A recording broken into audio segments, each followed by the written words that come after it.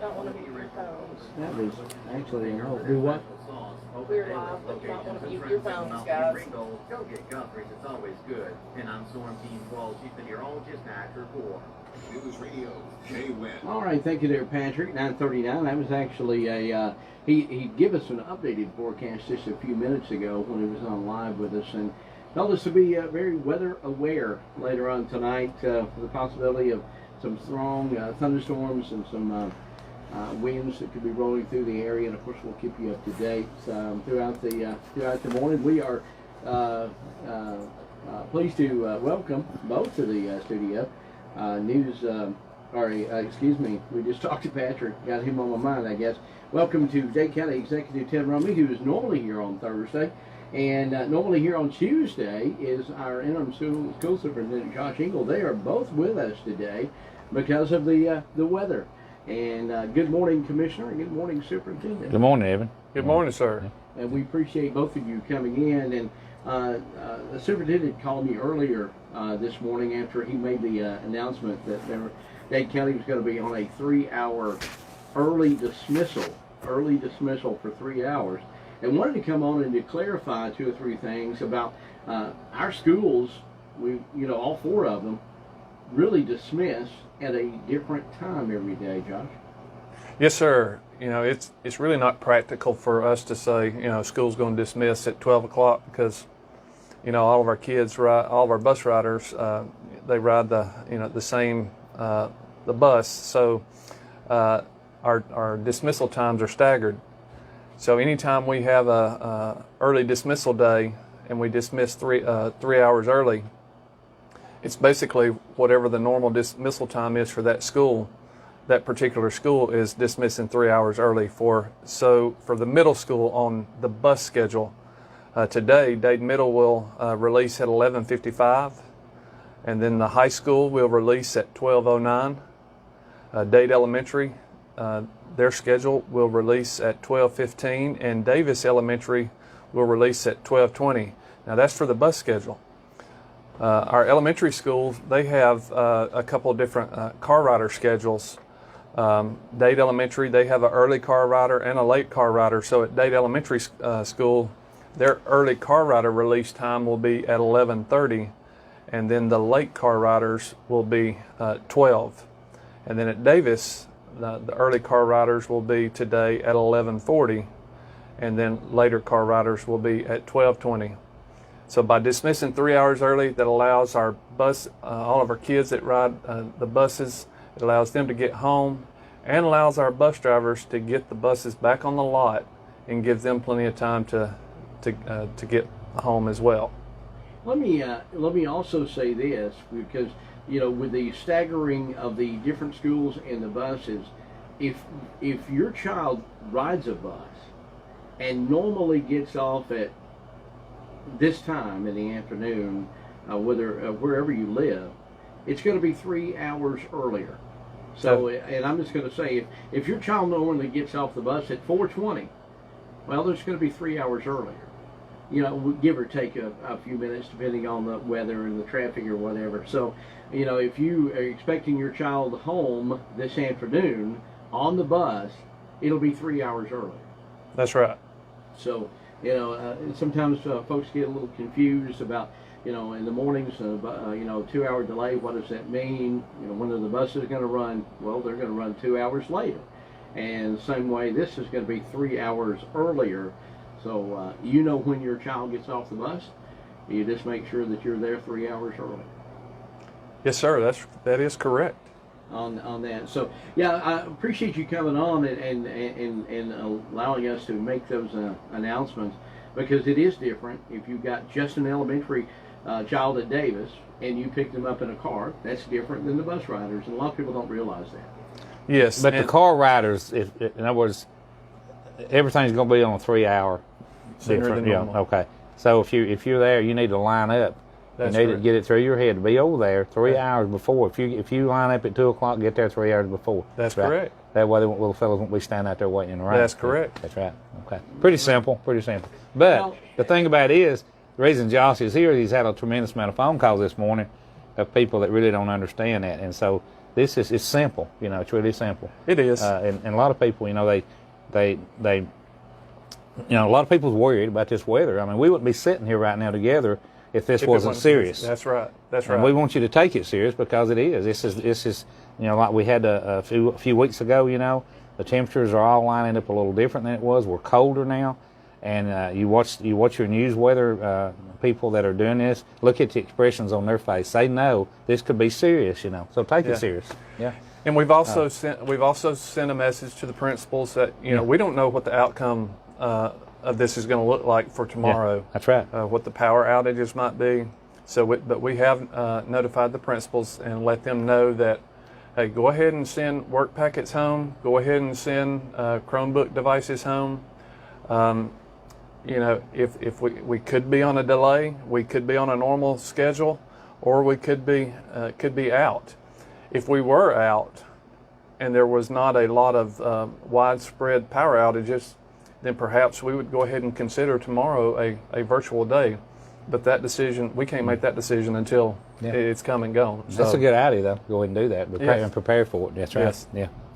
And Josh, I'm going to talk with the executive here for just a second, and then I want you to comment on something because this portion of what I'm going to talk with him about actually is connected with the school system. Then I want to commend you for what you did. Executive, of course, that turn that off there. We lost a great member of the community and a fine member of the Dade County Commission earlier this week, and the passing of Commissioner Bradford. That's true. And not only that, but he was a friend. I mean, he was one of my best friends, and it's just it doesn't seem real, you know. And I know. I mean, his family's still just in shock, you know. Even though he had lingered there, you know, and had been sick for a while, it's just hard to accept it that Alan's gone, you know. But we are, you know, going to have we have his funeral tomorrow. And most of you know it's going to be in our courts facility, our new facility there across the road from our administrative building. The funeral's going to be at 12. We're going to actually shut government offices down in the morning at 10 o'clock to give our people time to go home, prepare for the funeral, and that funeral procession will go to Hawkins Cemetery out on Lookout Mountain. Of course, the obituary is posted now, but we get and visitation for those who would like to go by will be 4 to 8 this evening. That's true. At Moore Funeral Home. Yeah. The funeral is going to be there at the courts facility, and it will also stream it for those of you who can't. So, and I heard you mention the time. So all of the government buildings will close at 10 o'clock. 10 o'clock tomorrow. 10 o'clock in the morning. Yeah. So in the morning. just make for those of you that may be planning on doing something, just go ahead and get that done today, or in the morning. Early, in the morning. We'll be able to do that if you got business that you need to take care of with the county there. So all county offices will be closed as of 10 o'clock in the morning. The funeral will take place there at the courts facility on Crabtree Street. Yeah. Now, over the last week or so, Commissioner, we've asked the community to sign get well wishes for Alan, because that's exactly what we wanted, and prayer wishes for Alan and his family, and we were able to do that. We picked those up right after we learned the news that he had passed away this week, and the family, one of the members of the family had called me and they said they'd still like to have those, so we picked them all up, and they wanted us to take them to the funeral home, even though that a lot of them were good, well wishes, but there were a lot of prayers, and we're praying for you, we're praying for your family. All of these posters, and Superintendent, what I wanted to thank you for the help of what you did for the schools, because when I reached out to Josh last week and said, look, here's what we want to do for Commissioner Bradford, he said absolutely. He sent out a text message to all the principals. They knew we were coming. We got materials to the schools, and I can't believe the poster boards that came back from the schools, and from it looked like kindergartens all the way up to high school, where they wrote get well wishes, and we're praying for you, and just be able to give those to the family. Josh, thank you for doing your part there. Absolutely, Evan. You know, I consider that it was an honor for us to be able to do that. You know, Alan was a man of faith. He was a man that loved his country, and he was a leader in this community, and he was a huge supporter of the school system. Not many people realize this, but last year we had several different graduation ceremonies. But at the high school, we had a few students who had enlisted into the services, and we had a special military graduation. Of course, Mr. Farney organized everything at the school, but getting the veterans there and organizing everything outside the school, Alan pretty much took the bull by the horns and led that charge and put a lot of time and effort. And the feedback that we actually got from Alan was, man, I wish we'd have started doing this a long time ago. It was special. Yes, it was. It was very moving. So, you know, I truly consider it an honor for us to be able to, you know, provide those poster boards for the family. Well, they are for those of you that get to see them. They're very moving and very emotional, especially from the kids, and you can see some of the younger ones and how they put their names and signed it. I think you know, as keepsakes, I hope the family will take these and understand that Alan was a lot more than just a family member to them, but also to the entire community, and it's going to be a long, sad week for the folks around here.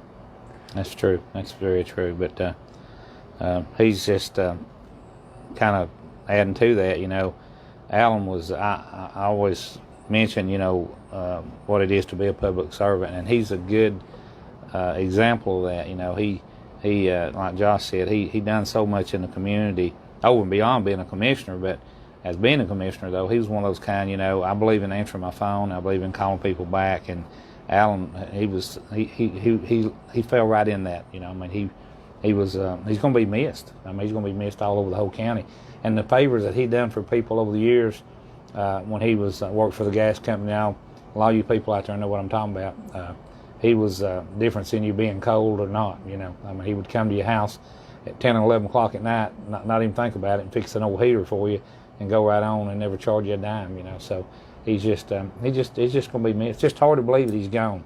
I put it that way. I keep saying that, but it is for me. Yeah.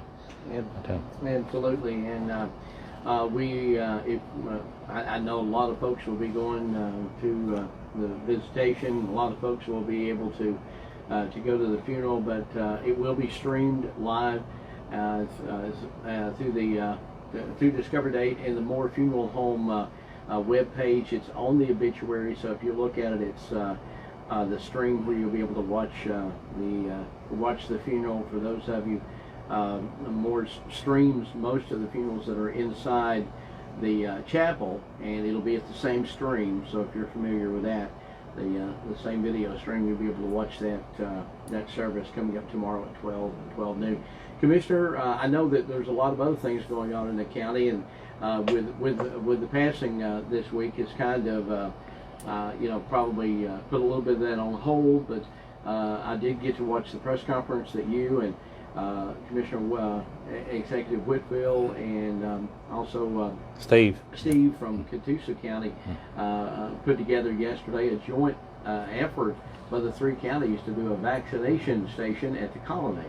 That's true. We felt it was important to do that. I was kind of hesitant at first back when they started talking about this a week or so ago, because, you know, we do have a mountain between us and Catoosa County, and not everyone goes that way. But the more I thought about it, the more the commissioners we talked about it, it's really beneficial. I seen several Dade County cars over there yesterday. It was amazing. But for these people that they've opened up to 16 and over, and a lot of these people, they work in Chattanooga. They even, you know, I mean, we shop over there sometimes. I mean, we can't buy it in Dade County. We'll go across the mountain into Catoosa County over there to Costco or whatever. But so it's just to make it more convenient for those people to be able to leave work, come by there and get their vaccination, and come on home. Or at you know, if they're working, a lot of businesses in Chattanooga now, they're setting up times to let people off to go and come to get that shot. So they may, you know, you can run down, get your shot, and come right back to work. So it's going to be it's beneficial for Dade County and, well, all the area, but it's really a joint effort. I think it's going to be really positive, and it's working so far. You and I, and of course, Superintendent was talking before we went on the air how Dade County works well together. You know, as far as the elected officials and the appointed folks that do the different services within the county. But really, we're blessed in North Georgia. You know, because we all deal with, you know, Dade, Walker, Catoosa, Chattooga on various boards and various. We've got a great working relationship between all of them. Best I can't see that it could be any better. Well, it's just that's what it takes, because when you do not do that and you don't get along, you're constantly, you know, kind of competing against each other or not getting along. All the people's that they're the ones that get hurt. You know, you're here to represent the people. We are, and we're not the government. We work for the government. The government's the people, and I keep saying that because it's just the way it is. You know, the people are the government, and we just happen to be here on our watch, working for y'all and working, trying to do what's right and try to spend your money wisely. And that's what it's all about. That's what a public servant is. And when an elected official or whatever forgets that, you know, you need to get out of the Dodge. You know, get out. And, you know, you don't need to be in here. So we just try to do the best we can. And fortunately, like you said, in Northwest Georgia anyway, we really the working relationships. And you don't always agree. I mean, you know, you never do that. But that's part of it. That's part of the whole process. You know. And quickly, we've got to wrap things up here, but tomorrow night they have extended the hours at that vaccination station. The colonnade is off of Battlefield Parkway, or 2A, depending on what you want to call it. It's at 264 Catoosa Circle, and they've extended the evening hours, or put addition from 4 to 8. They're going to be open. So for those of you maybe getting off work tomorrow evening, want to go by, they're going to be there at 8 o'clock. But you need to go online and get an appointment if you can. Need to be sure to watch our 3 o'clock briefing today, because we've got an update coming in here at 11, and well, not just at 3, but stay tuned. Yeah. I just got a text from Alex. He's Okay. going to do a briefing as soon as that 11 o'clock briefing is over. So That's good. We'll come on live. Me. We'll come on live then immediately after 11 o'clock, and we'll give you an update and keep you up to date on exactly that. We're tracking this thing as it gets toward us. Our shelters now are open. I want to be sure that y'all put that out. We've got several shelters in our areas that are open. And we'll have a list by 11. Okay, by 11 o'clock we'll be putting that out to you throughout the county. So please just keep your radio on, your TV on. Watch this. The administrative building's already open. Yeah, we already got our administrative. And the Justice Center will too. There will definitely be. Exactly. And we'll add whatever we need to throughout the day. We'll keep you up to date. Superintendent, I'll start with you. If anybody needs to call and get a question answered by you, we always ask the executive. I'll ask you to give us a way to get in touch with you. Superintendent. Sir? Oh, I'm sorry. Your phone number there, son. Yeah. Oh, 423-504-2222. 423-504-2222. All right. Josh over here monitoring that weather on his phone there. He says, it is. I tell you, we were just talking about this. There's a lot on everybody's shoulders when something like this is coming in, because there's so much unknown about this. So much responsibility. Take it. That's right. And so take this serious. Keep your radios with you and keep tuned in on at least all the way through midnight tonight, because after midnight supposedly it's supposed to get on out of here, but until then we don't really know what's going to happen. But my number is 667-8999, area code 423. Let's write that down. That's my cell, and I'll do anything I can to help you, as all the commissioners. All right. Thank you very much, Superintendent and Executive. Thank you for being here on KWN today. We'll take